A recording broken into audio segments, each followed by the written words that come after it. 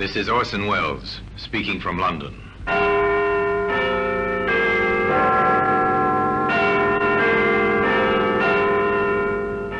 Here in the grim stone structure on the Thames, which houses Scotland Yard, is a warehouse full of souvenirs, where everyday objects, a skipping rope, a glass, an iron, a stepladder, all are touched by murder. Now you take this key. This was on the floor beside the body, sir. A door key, the kind that fits only one lock. But whose? Perhaps the murderer's, sir. Today, this key can be seen in the Black Museum.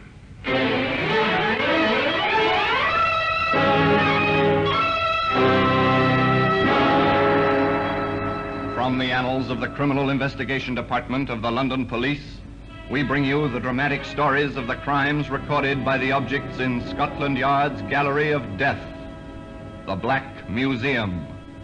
In just a moment, you will hear The Black Museum, starring Orson Welles.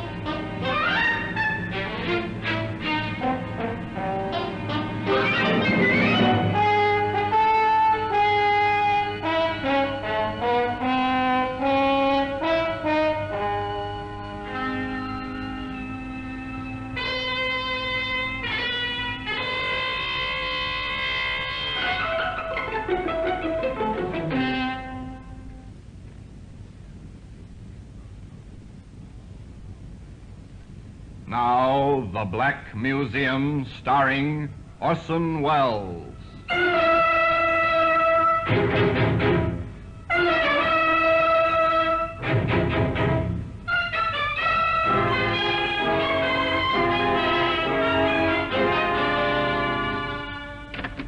Well, here we are in the Black Museum, Scotland Yard's Museum of Murder. Here lies death, arranged neatly on the shelves and tables open to your view. Now here's a spoon. It's a simple household spoon. Our murderer was meticulous. With this he measured out a careful dose of poison. That oar up there on the wall, that was used by the stroke of a famous rowing aid at Henley. Later it was used in anger, swung at a man who stood on the edge of a pier, stunning him. The man drowned in the Thames very quickly. Ah, here we are. Here's the key. An ordinary key. The kind used to open most of the front doors in London. Once this key was in the pocket of a man who was waiting for another in his room at the Kingsley Arms Hotel in Surrey. Regan? Oh, I'm sorry. Excuse me, sir. I'll just turn the bed down. Certainly.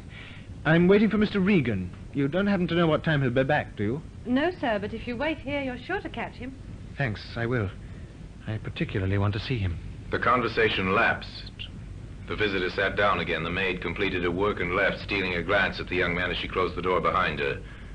Night fell. Lights came on in the guest bedrooms. But in one room, the number on the door was 22. A man sat alone in the darkness, waiting. The night passed, and morning came. In the hotel, there were beds to be made, rooms to tidy.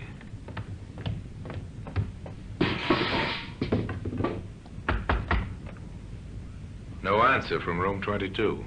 The maid was pleased her work could be accomplished without interruption. She was thinking of this as she opened the door.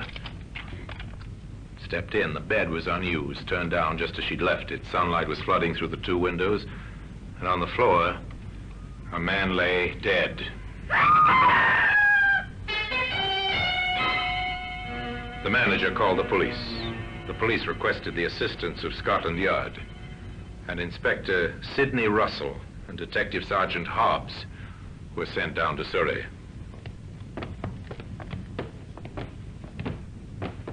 This is the room, sir. Number 22. Has anyone been in there since the maid found the body? No one, Inspector, except myself and the local police sergeant. On his orders, I kept the room locked. Good, ma'am.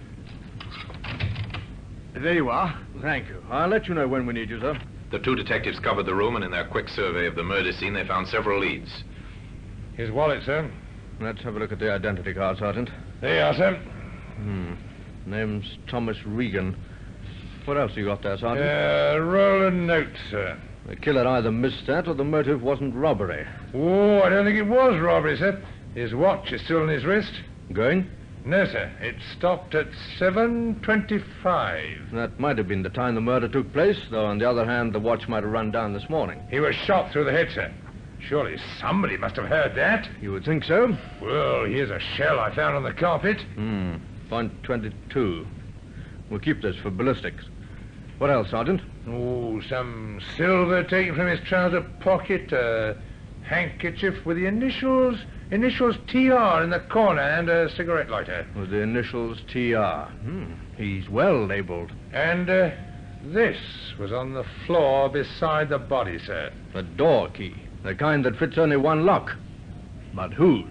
Perhaps the murderer, sir? Unless it belonged to Regan himself. Oh, it's not the kind they use in hotels. No. Was he wearing or carrying a keychain? No, sir. Then the key would have been carried in his pocket along with his money. Which hadn't been spilled onto the floor. You may be right, Sergeant, but to make absolutely sure, that key should be checked against every lock in Regan's home and his office and everywhere he might have occasion to visit. If it does not belong in any of those places, then it seems to me that when we find the door that key fits, we find the murderer. The detectives went downstairs to talk once more to the hotel manager.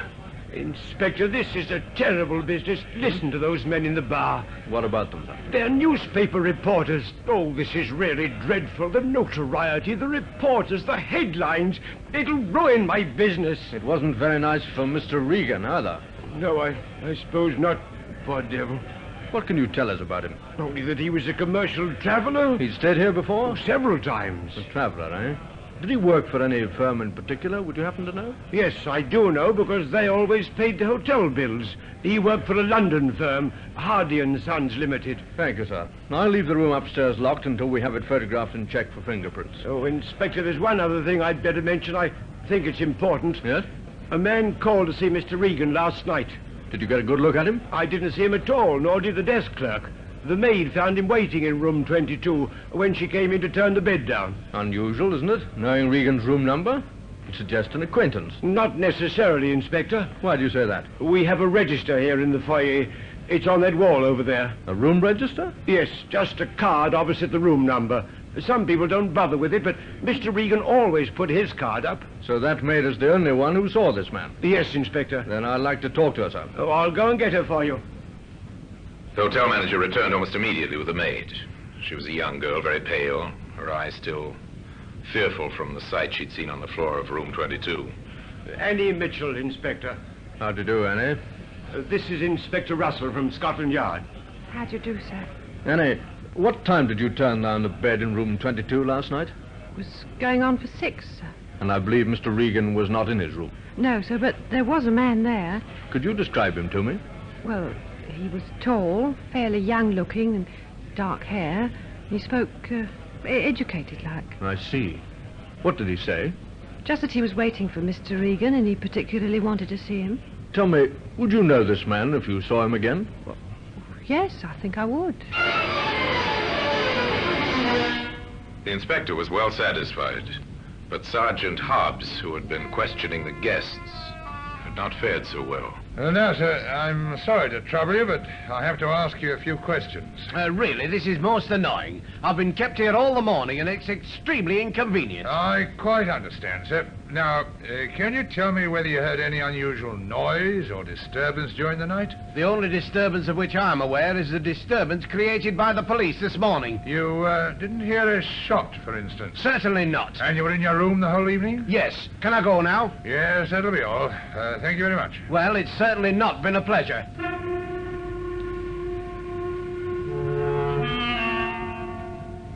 It seems nobody heard a shot last night, sir. Nobody at all. Not a single guest, even those occupying adjoining rooms. That's funny. Anyway, I'm leaving you in charge here. The police surgeon will be arriving to carry out a post-mortem. All right, sir. Are you going back to London? Yes, I think the case winds up there. The next move is to London to check that key against every lock in Mr. Regan's home and his office just to see if it fits.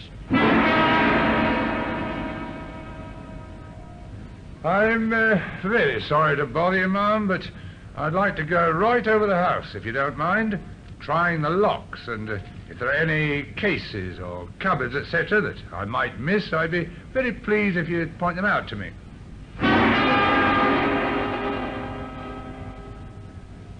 I've come along to see if you can help me, sir, in connection with Mr. Regan.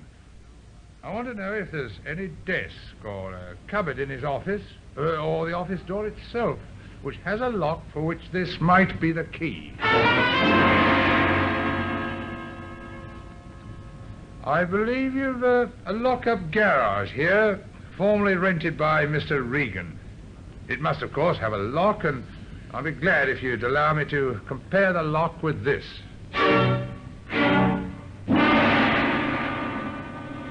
No, sir. I've checked every conceivable place connected with Regan, and the answer's the same everywhere. The key does not belong. In that case, we have our answer. Somewhere, someplace, Sergeant, there is a door, and behind that door we'll find the murderer. You know, if I was a philosopher, I would say that it's rather symbolic that we have a key to which we must fit the lock. Still, I'm not a philosopher, I'm a detective, and it's our job, Sergeant, to find the lock, to find the door, and to find the murderer. And that's just what we're going to do, Sergeant. We're going to find the door that this key fits. In time, they were to find the door. By patient, methodical methods, they came to the front door of a small flat. The key fitted. The same key that can be seen today in the Black Museum. In just a moment, we will continue with The Black Museum, starring Orson Welles.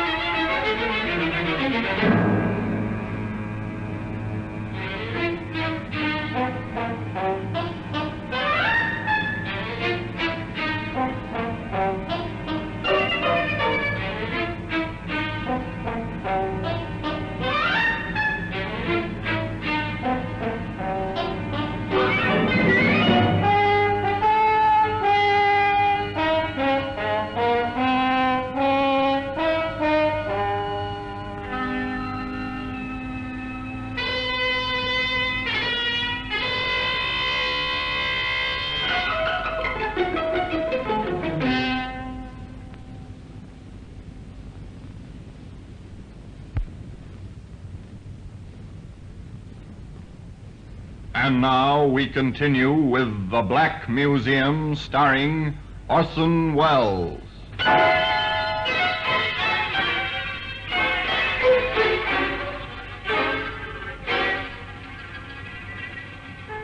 Inspector Russell went back to London, certain that the crime had motive, and that the motive would only be found by a search into the habits and associations of Thomas Regan. His first call was to the offices of Hardy & Sons, Limited, where he was speedily ushered into the presence of the reigning Mr. Hardy. Come in, Inspector. Sit down. Thank you, sir. Shocking business. Now, who could have wanted to kill poor Regan? That's what we're trying to find out. Of course. Shocking. One of our best travelers. What do you know of his personal life, Mr. Hardy? I may be able to help you there, Inspector. I believe in taking an interest in my employees, I've always encouraged them to bring their troubles to me. And Regan had troubles? Yes. He was a bachelor. Rather a gay one at times. I suspect he was having trouble over a woman. Yes? A married woman. She kept on ringing up to speak to him, and the thing spread in the office. He was rather embarrassed and slightly worried about it all. Do you happen to know the woman's name, Mr. Hardy? I'm afraid I can't help you there, Inspector, though, wait a minute. Yes? He did mention something. That's right. I've got it now. He didn't want to tell me her name. That's a pity. But in admitting she was married, he did tell me that her husband was a doctor on hospital duty. A doctor? Yes, and one other thing I recollect. He mentioned her first name. It was Lyndall. And I have information that the man we want to interview is young. That suggests a hospital intern. Yes, with a wife named Lyndall. Not very much to go on, Inspector. It might be quite a help. He never told you, I suppose, whether it was a London hospital or not? He never said so, but I'm quite sure it would be. At least the wife lives in London. What makes you think that? Well, the number of telephone calls that woman made to Regan. Nobody could afford that many trunk line calls. So they began in London, St. Bartholomew's Hospital. An intern or a young doctor whose wife's name is Lyndall.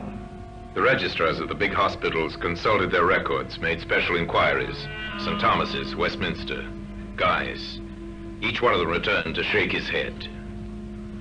There are several hundred hospitals in the London area.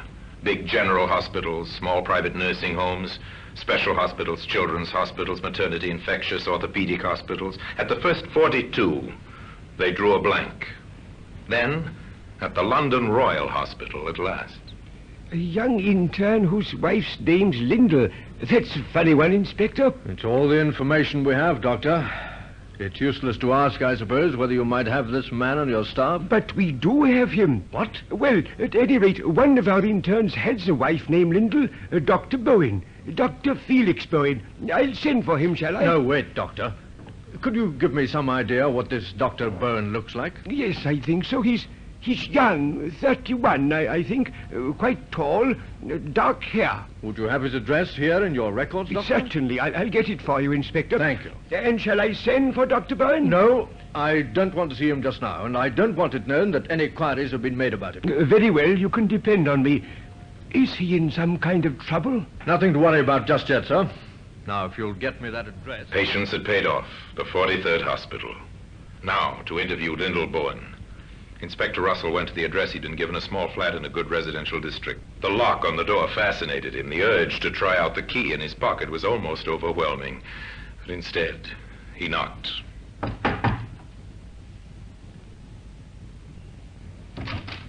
Mrs. Byrne? Yes? I'm Inspector Russell from Scotland Yard. Scotland Yard. May I come in? Yes, of course. Thank you. She was young, an attractive woman, but her eyes were frightened. Mrs. Byrne, when did you last see Thomas Regan? Regan? Thomas Regan? I think you know who I mean. But I don't, Inspector. I'm very sorry. Not at all, ma'am. Perhaps I'm mistaken. Well, of course, I've read about him in the papers. That is, if it's the same, Mr. Regan. It is the same. Mrs. Byrne, with your permission, I'd like to conduct a small experiment. Experiment? I don't understand, Inspector. It's quite simple. This key. Key? I'd like to try it in your front door. But I... Of course, if you choose to say no, then I won't be able to try it.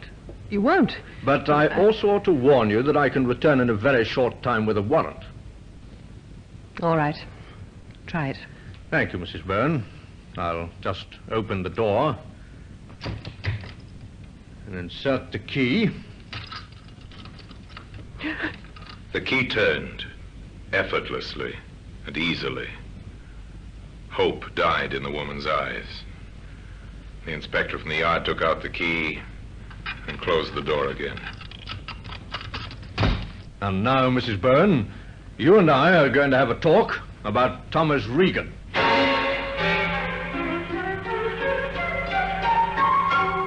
That afternoon, several significant events took place. A gun was found beneath a pile of medical books. It was taken to Scotland Yard to the ballistics expert there. The gun checks, sir.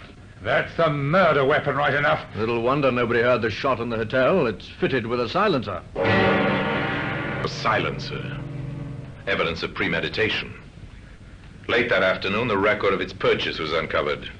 The second significant event. The gun was bought at a shop in the Soho district, sir. A second-hand shop 2 weeks ago. By whom, Sergeant? The description covers Dr. Felix Bowen. And the proprietor says he could recognize the man if he saw him again. We'll give him that chance. Come on. Where to, sir? The hospital. To pick up Bowen. The third event was Bowen's flight across London. Somehow, in some way, the doctor learned of the net that was closing about him and made a run for it. He was gone when the detectives reached the London Royal Hospital. They drove to his home, but he wasn't there. Now, across England, the vast network of police communications went into action. The teletype carried the news of the fugitive. Central to all stations. General alarm for one Dr. Felix Bowen, age about 31, 6 feet tall, dark hair. Educated voice, quietly spoken. Wanted on suspicion of murder.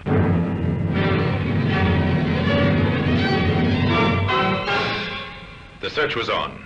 In 1,000 stations, vigilant eyes searched for Bowen. On the streets, on trains and buses, in restaurants and hotels. Within 24 hours, he was picked up. I really must insist. This is a terrible mistake.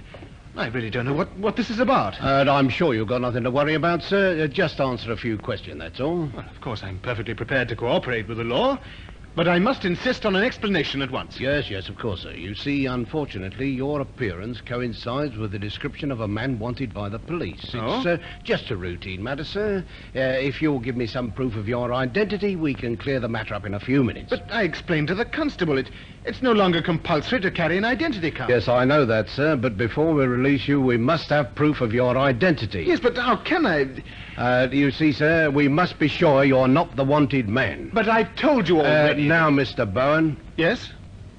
Yes, Dr. Bowen.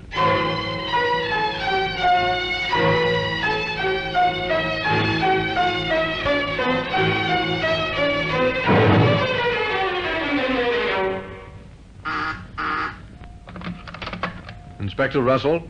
This is Sergeant Thompson, sir. Hired. We've picked up a man who we believe is Dr. Felix Bowen. Hold him, Thompson. I'll be there in a matter of minutes.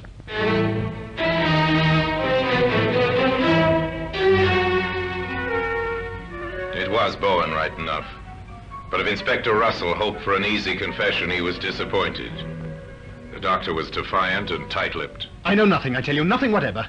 This whole thing is an outrage. I must remind you, sir, that your wife has made certain admissions. My wife? What has she told you? That she and Regan were having a love affair. That you found out. And the day before last, you went down to Surrey to see Regan. You returned late that night. Did I? And under a pile of medical books in your bookcase, we found the gun you used. The game's up, Bowen. The game is never up, Inspector, until it's lost. The evidence they had accumulated was impressive. But juries are cautious, and defense counsels are often very smart. There had to be no loopholes. There had to be complete corroborating evidence. I think we've got our man all right. The next thing is to prove it beyond all shadow of doubt. What's the next move then, sir? Well, Sergeant, there's one person who got more than a passing glimpse of the murderer. Oh, you mean Annie, the maid at the hotel? Right. We'll see how Mr. Bowen fares on an identification parade. I have a feeling he won't fare too well. Now, Annie, I expect you've heard of an identification parade. Yes, sir, like they have on the films. That's right, Annie, but this is not a film. This is the real thing. Before we go into the next room, I want to impress on you how important it is that you make no mistake. A man's life may depend on your judgment. So when you answer me, make sure, absolutely sure, beyond any shadow of doubt, the man you identify is the man you saw on the night of the murder. Yes, sir. Right then. Now, in the next room, there are 8 men. I want you to follow me into the room, take a good look at each of them, and see if you can pick out from amongst them the man you saw in room 22 waiting for Mr. Regan. Very well, sir.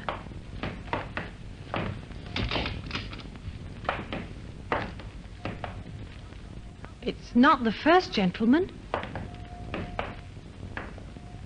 Nor the second. But this is the man, sir. That's a lie. Yes, and that's his voice. I'd know it anywhere. This is the man, Inspector.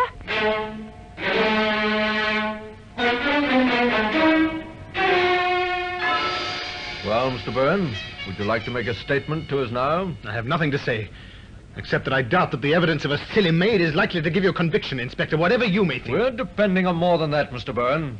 There are other witnesses, including a silent witness, a door key. That was careless of you, Mr. Byrne. Very careless indeed. Bourne was identified also by the owner of the second-hand shop as being the man who had bought the gun some 2 weeks before. With that, the case was complete. A door key had helped to find a murderer, and that selfsame key can be seen today in the Black Museum.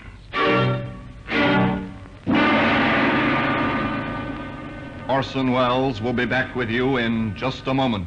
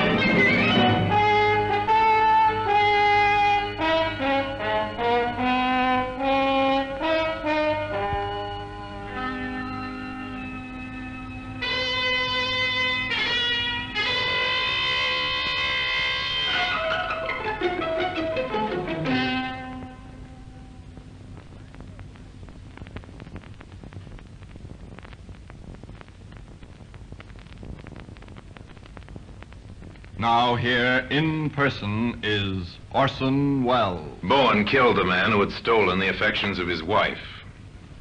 His was not a clever crime. It was premeditated, without a doubt, but clumsily conceived. For the young doctor was no student of the art of murder. Yet he might have escaped justice had not a key fallen from his pocket. A key which ultimately brought the police to his front door. And now, until we meet next time in the same place, and I tell you another story about the Black Museum, I remain, as always, obediently yours. The